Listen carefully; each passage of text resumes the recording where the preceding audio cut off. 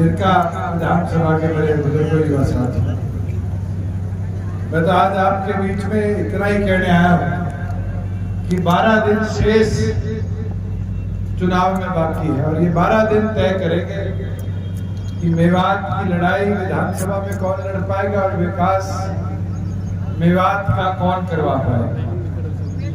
साथियों, निरंतर हमारा प्रयास रहा पिछले 5 सालों में कि मेवात को प्रगति के पथ पर कैसे चढ़ाए।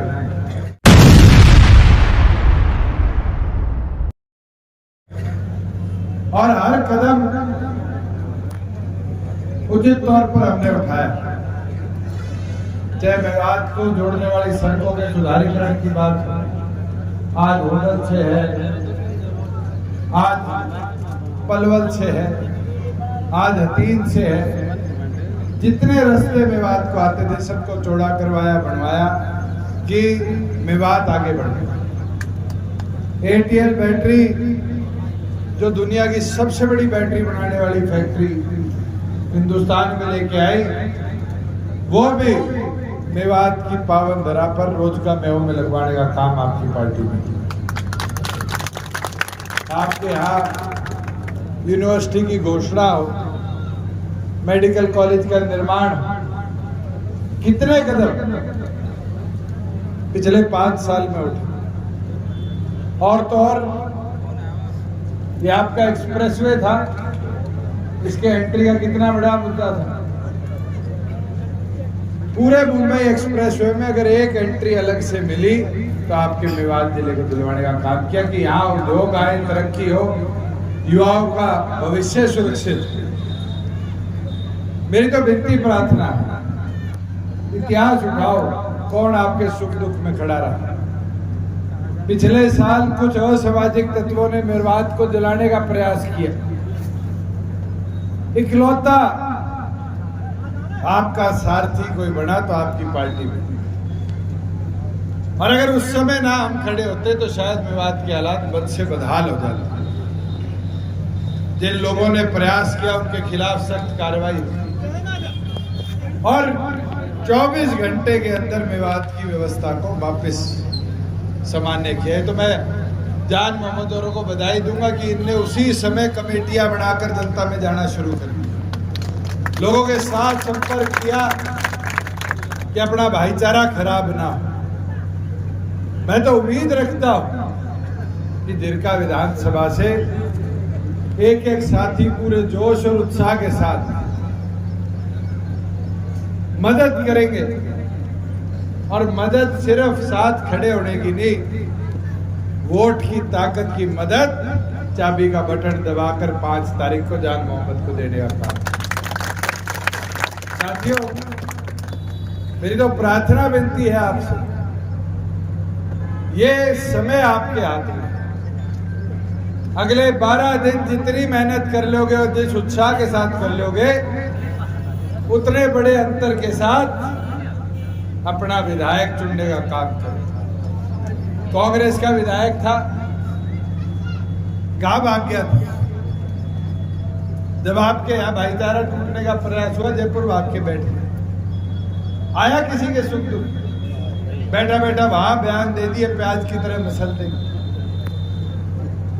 बैठ के बयान देने तो बहुत आसान है, जनता के बीच में उसके सुख दुख पे खड़ा होना बड़ी कठिन चीज।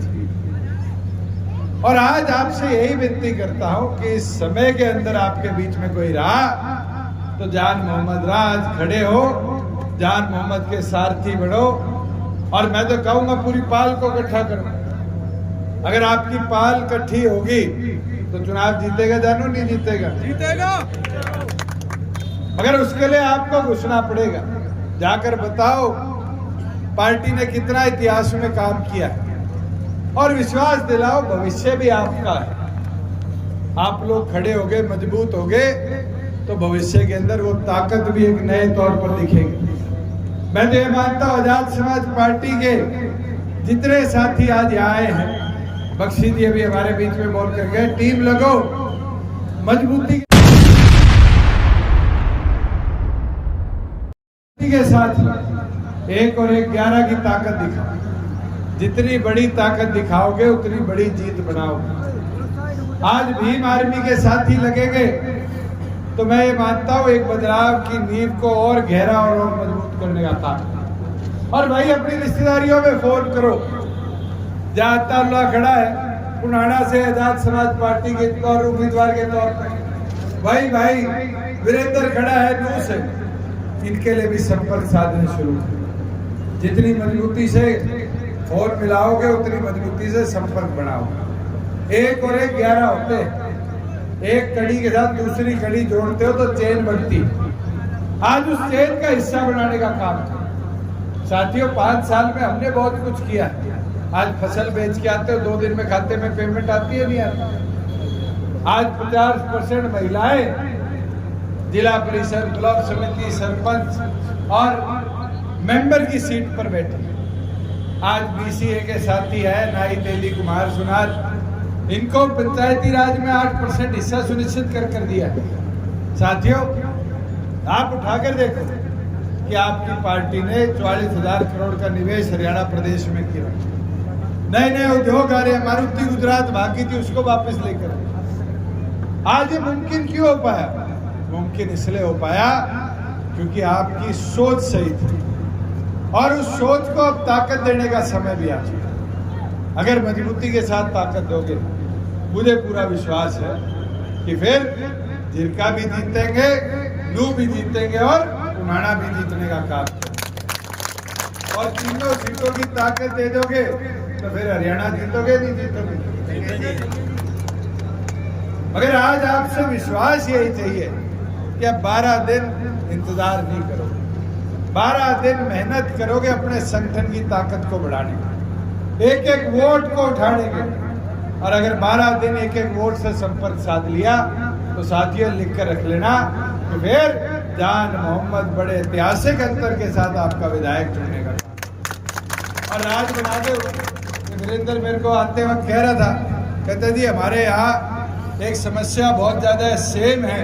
और सेम केवल मात्र नूर जिरका ही नहीं, पुनाड़ा में तो और ज्यादा है मेरी देखी भी। हमने प्रावधान करे, आपके जिले में भी 100 करोड़ से ऊपर दिए। आज सोलर बोरवेल लगाए। मगर मैं आपको विश्वास दिलाता हूँ जिस दिन आपका राज होगा, आपके यहाँ चाहे 500 करोड़ लगे चाहे 1000 करोड़ लगे, इस सेब की व्यवस्था के लिए ड्रेन के माध्यम से पानी निकालने की व्यवस्था कराई। और जहाँ इसका मुंबई एक्सप्रेसवे का भी कट मंजूर हुआ है, वहां पर मेरी पहले की घोषणा है, जमीन हम ही भूमि पर ले रहे हैं। 2000 एकड़ में एक बड़ा इंडस्ट्रियल हब बनाया जाएगा जिससे युवा साथियों के रोजगार के अवसर 4-5 गुना ज्यादा जिले के अंदर ही हम स्थापित करेंगे। साथियों जैसे महिलाओं को 50% शिक्षित अपने पंचायतों में हिस्सेदारी दी है, जब आपका राज बनेगा चाहे वो टीचर हो, लेक्चरर हो, प्रोफेसर हो, 50% पदों पर आपके लिए आरक्षित सीटें महिलाओं के लिए रखी जाएगी कि महिला ज्यादा शिक्षक के पद पर आए और हमारी बहन बेटियों की सुरक्षा में हिस्सेदारी बढ़ाने का काम है। मेरी तो विनती है एससी समाज के साथियों से, आज हमने प्रमोशन में 20% हिस्सेदारी दे दी। रविदास मंदिर के लिए 5 एकड़ जमीन दे दी। आज आप ताकत दोगे तो ये विश्वास मैं आपको दिला देता हूँ कि आपकी ताकत से हर सब डिवीजन लेवल पर भी अम्बेडकर छात्रावास बनाया जाएगा कि बच्चों को ये खर्चा ना करना पड़े रहने के लिए। वहाँ पर सरकारी व्यवस्था करी जाएगी, गरीब घर का बच्चा भी जाकर पढ़ाई करेगा।